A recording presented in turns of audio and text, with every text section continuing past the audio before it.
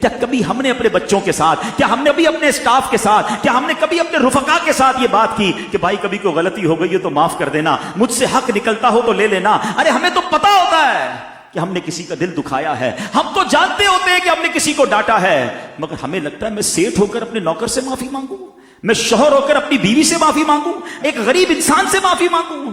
آج خدا کے واسطے یہ بدلاؤ لے کر جاؤ، اپنی زندگی میں یہ تبدیلی لے کر جائیے کہ ہم نرم ہو جائیں، ہم معاف کرنے والے ہو جائیں، ہم بدلے کو چھوڑ دیں، اور اگر زندگی میں کسی کا دل دکھایا ہے تو دنیا ہی میں اس کا حق ادا کر دیں، ورنہ قیامت کے دن ادا نہیں کر سکیں گے۔ ایک بار نبی پاک علیہ الصلوۃ والسلام نے صحابہ کرام سے ایک سوال کیا کہ بتاؤ مفلس کون ہے؟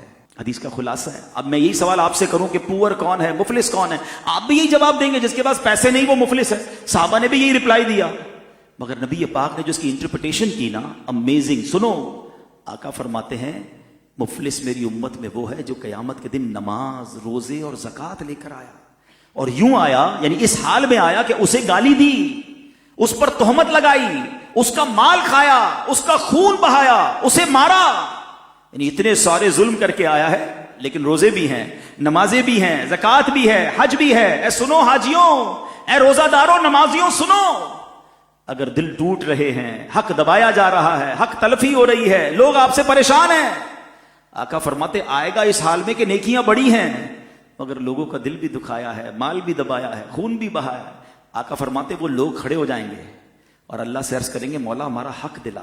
اچھا، اس قیامت کے دن پیسوں کا تو بیپار نہیں ہوگا نا کہ کسی سے 5 لاکھ لیے ہوئے تو قیامت کے دن چیک بنا کے اسے دے دیں گے، اب نیکیوں کا کاروبار ہوگا، یعنی اب اس شخص کو، بندے کو اپنی نیکیاں دینی پڑ جائیں گی مظلوموں کو۔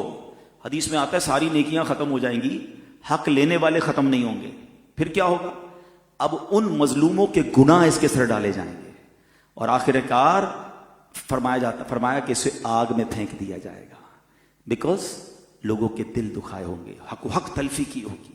تو اے میرے پیارے اسلامی بھائیوں، یقیناً ہمیں نمازی بننا ہے، ہمیں روزے بھی رکھنے ہیں، ہمیں حج بھی کرنے ہیں، زکاتیں بھی دینی بہت ضروری، یہ فرائض ہیں، مگر حقوق العباد کو دیکھیے۔ اگر آپ نے کسی سے کوئی دشمنی رکھی ہوئی ہے، کسی رشتہ دار سے رشتہ داری بلا کسی وجہ شرعی کاٹی ہوئی ہے، کوئی دوستی ختم کی ہوئی ہے، جانا آنا ختم کیا ہوا، تھوڑی سی لائف ہے یار، معافی کر دیں۔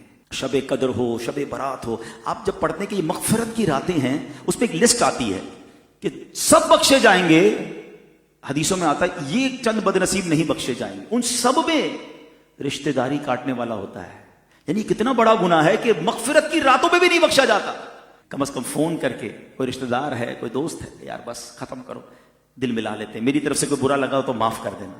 اچھا، ہو سکتا ہے آپ میں سے کسی کے ذہن میں خیال آئے کہ یار غلطی تو اس کی تھی، میں معافی کیوں مانگوں؟